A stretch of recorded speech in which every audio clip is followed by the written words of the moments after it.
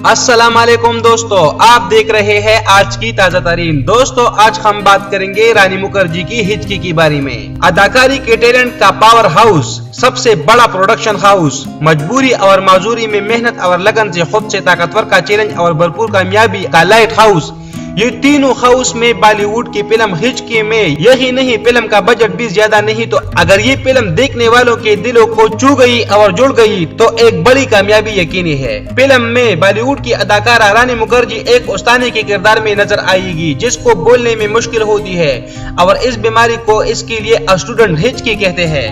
Film में एक ऊंचे स्टैंडर्ड का स्कूल दिखाया गया है, जहां हुकूमत की पॉलिसी और कवानीन के तहत ऐसे बच्चे भी पढ़ते हैं जो बड़े गिरानों से ताल्लुक नहीं रखते और नहीं उन्हें बाकी बच्चे और स्कूल टीचर अच्छा समझते हैं। तबकाती फितरत की इस कहानी में किस तरह स्कूल के इन बच्चों को स्कूल से निकालने की साजिश होती है और कैसे रानी मुखर्जी इन बच्चों के लिए दीवार, सहारा और मकसद बनती है, ये सब फिल्म देखने वालों के लिए एक अच्छा सरप्राइज हो सकता है। दोस्तों, ये थी आज की ताजा तरीन। दोस्तों, नई खबरों को देखने के लिए हमारे इस चैनल को सब्सक्राइब कीजिए और ये बेल आइकन जरूर दबाइए ताकि हमारी अगली वीडियो आप तक आसानी के साथ पहुंच सके।